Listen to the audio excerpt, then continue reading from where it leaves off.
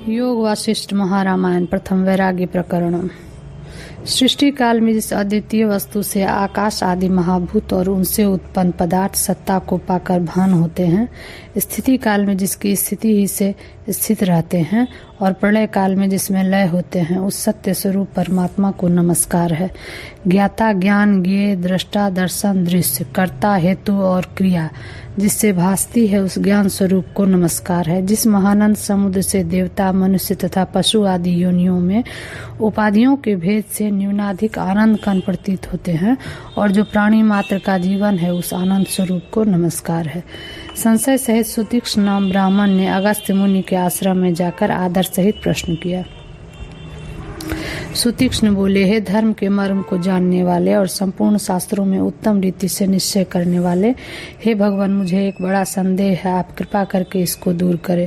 मोक्ष का कारण कर्म है अथवा ज्ञान या दोनों? इन तीनों पक्षों में एक को निश्चय करके बताइए। अगस्त्य बोले, जिस प्रकार दोनों पक्षों से पक्षियों की आकाश में गति होती है, उसी प्रकार ज्ञान और कर्म दोनों से परम पद मोक्ष की प्राप्ति होती है। केवल कर्म या ज्ञान से मोक्ष की प्राप्ति नहीं होती, किंतु दोनों से, इसलिए ब्रह्मज्ञानियों ने दोनों को मोक्ष का साधन कहा है। तुमसे मैं एक प्राचीन इतिहास कहता हूँ। पूर्व काल में कारुण्य नाम एक वेद पाठी ब्राह्मण था। वह अग्निवेश का पुत्र था। गुरु से विद्या पढ़ के वेद वेदांग में जब निपुण हो गया, तब अपने स्थान पर आया। उस समय संशय युक्त होकर कर्म रहित गृह में रहने लगा। अग्निवेश अपने पुत्र को कर्म शून्य देखकर उसके हित के लिए यह उत्तम वचन बोले। अग्निवेश से बोले, हे पुत्र, अपने कर्मों का पालन क्यों नहीं करते? कर्म रहित होकर किस प्रकार तुम सिद्धि को प्राप्त होगे, सो कहो, और तुम्हारी कर्म से निवृत्ति का कारण क्या है, सो भी कहो। कारुण्य बोले, श्रुति और स्मृति में प्रवृत्ति रूप धर्म यह कहा गया है कि मनुष्य जब तक जीवे तब तक अग्निहोत्र और संध्योपासना आदि करे, और निवृत्ति रूप धर्म यह कहा गया है कि धन अथवा कर्म या संतति से मोक्ष नहीं होता, किंतु त्याग मात्र से यति लोग अमृत पद को पाते हैं। इन दोनों श्रुतियों के बीच, हे गुरु, मुझे क्या करना उचित है? इस संदेह में ग्रस्त होकर कर्म से मुझे वैराग्य हुआ है। सुतीक्ष्ण से अगस्त्य बोले कि हे प्रिय, वह कारुण्य नाम ब्राह्मण अपने पिता से इतना कहकर मौन हो गया। पिता ने पुत्र को इस अवस्था में देखकर कहा, हे पुत्र, एक कथा सुनो, उसके अर्थ को अपने हृदय में निश्चय करके पुनः अपनी इच्छा के अनुसार करो। संपूर्ण अप्सराओं में उत्तम सुरुचि नाम एक स्त्री हिमालय के शिखर पर निवास करती थी। महापाप के समूह को नाश करने वाले और आकाश गंगा के प्रवाह से सिंचे हुए उस पर्वत के शिखर पर काम पीड़ित किन्नरी लोग किन्नरों के साथ विहार करती थी। वहां पर महाभाग्यवती अप्सराओं में श्रेष्ठ उस सुरुचि ने आकाश में जाते हुए इंद्र के दूत को देखा और उससे बोली, हे कल्याण रूप इंद्र के दूत, आप कहाँ से आते हैं और अब कहाँ जाइएगा, सो सब कृपा करके बताइए। देवदूत बोला, हे उत्तम भाव वाली, तुमने बहुत उत्तम प्रश्न किया है। मैं तुमसे सत्य सत्य कहता हूँ। अरिष्ट नेमि नाम एक राजा अपना राजपुत्र को देकर और राग द्वेष रहित होकर वह धर्मात्मा तप करने के लिए वन में चला गया। अब वह गंधमादन पर्वत पर तप करता है। उस राजा से मेरा कुछ कार्य था, वहां से मैं उस कार्य को करके आता हूँ और अब इंद्र के निकट उस वृत्तांत को कहने को जाता हूँ। अप्सरा बोली, है स्वामिन, वहां पर क्या वृत्तांत हुआ, सो कृपा करके कहिए, मुझे इसके पूछने की बहुत इच्छा है। आपके सन्मुख अत्यंत नम्र हूँ, आप शीघ्रता न कीजिए। इंद्र का दूत बोला, है कल्याणी, सुनो, मैं विस्तार पूर्वक उस वृत्तांत को तुमसे कहता हूँ। अरिष्ट नेमि राजा उस वन में उग्र तप करता था। हे शुभ्रु, उस समय इंद्र ने मुझे यह आज्ञा दी कि हे दूत, तुम इस विमान को लेकर शीघ्र वहां जाओ। अप्सराओं के समूह और अनेक प्रकार के वाद्यों से शोभायमान और गंधर्व, सिद्ध, यक्ष तथा किन्नरादिकों से भूषित और अनेक प्रकार की सामग्री सहित इस विमान को लेकर तथा ताल, वेणु और मृदंग आदि सहित सेना लेकर अनेक प्रकार के पक्षियों से पूर्ण उस उत्तम गंधमादन पर्वत पर जाकर अरिष्ट नेमि राजा को इस विमान पर बैठा के स्वर्ग का भोग करने के लिए अमरावती नगरी में ले आओ। देवदूत बोले, इंद्र की इस आज्ञा को पाकर संपूर्ण सामग्री सहित उस विमान को लेकर उस पर्वत पर मैं गया। उस पर्वत पर राजा के आश्रम में आकर इंद्र की संपूर्ण आज्ञा को अरिष्ट नेमि राजा से कह दी। हे शोभने, मेरे इस वचन को सुनकर संदेह करता हुआ राजा बोला, हे दूत, जो आपसे मैं पूछता हूँ वह तुम मुझसे कहना। मुझे आप यह बताएं कि स्वर्ग में कौन कौन से गुण और कौन कौन से दोष है। वहां की दशा को जानकर मैं अपनी रुचि के अनुसार कहूंगा। देवदूत बोला, पुण्य की सामग्री से स्वर्ग में मनुष्य परम सुख भोगता है, उत्तम पुण्य से उत्तम स्वर्ग मिलता है और मध्यम पुण्य से मध्यम स्वर्ग तथा कनिष्ठ पुण्य से कनिष्ठ स्वर्ग मिलता है। इसके विपरीत नहीं होता। दूसरे के ऐश्वर्य को न सहना, बराबर वालों के साथ ईर्ष्या और छोटों के साथ संतोष करना, अर्थात भले यह दिन है, ये बातें स्वर्ग में जब तक पुण्य का नाश नहीं होता तब तक होती है। पुण्य के क्षीण होने पर स्वर्गवासी मनुष्य इस मृत्यु लोक में आकर प्रवेश करते हैं और हे राजन, इत्यादि गुण और दोष स्वर्ग में है।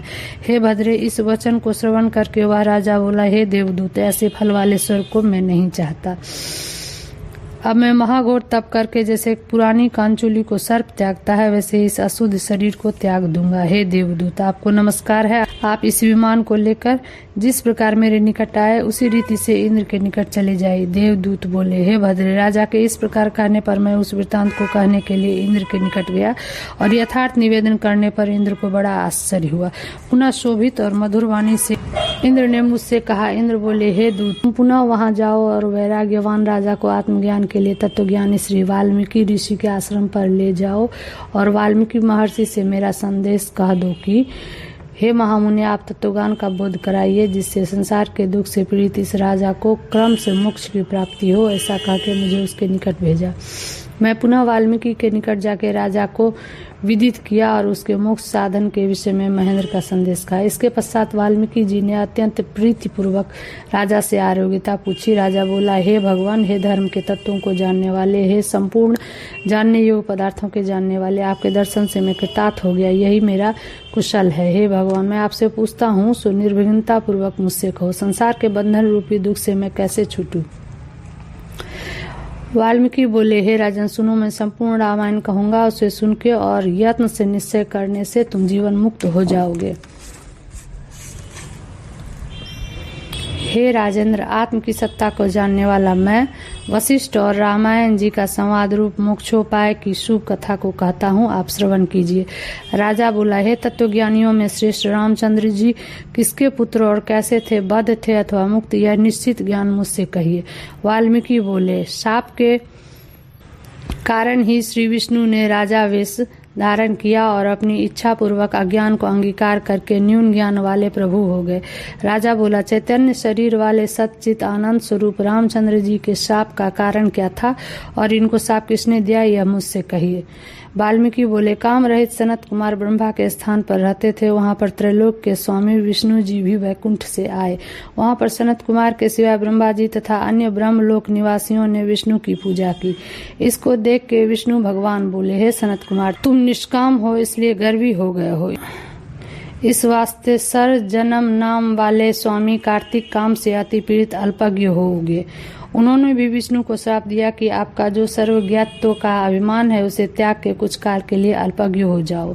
क्रोध मूर्छित भृगु मरी हुई अपनी स्त्री को देख के बोले कि मुझ पर तुम भी हंसे, तुमको भी स्त्री का वियोग होगा। वृंदा ने विष्णु को शाप दिया कि आपने जो मुझसे छल किया, इसलिए मेरे वचन से तुमको भी स्त्री का वियोग होगा। और पयोष्णी नदी तट निवासिनी देवदत्त की स्त्री ने नरसिंह रूपधारी विष्णु को देख के अपने प्राण त्याग दिए। इस पर दुखी स्त्री वियोगी उस ब्राह्मण ने विष्णु को भी शाप दिया कि तुम्हारा भी स्त्री के साथ अवश्य वियोग होगा। इस प्रकार भृगु, सनत कुमार, देव शर्मा, वृंदा के शाप से विष्णु ने मनुष्य रूप धारण किया। यह संपूर्ण शाप ब्याज का कारण मैंने तुमसे कह दिया। अब वह सब मोक्ष का साधन जो तुमने पूछा, सो सावधान चित होके सुनो।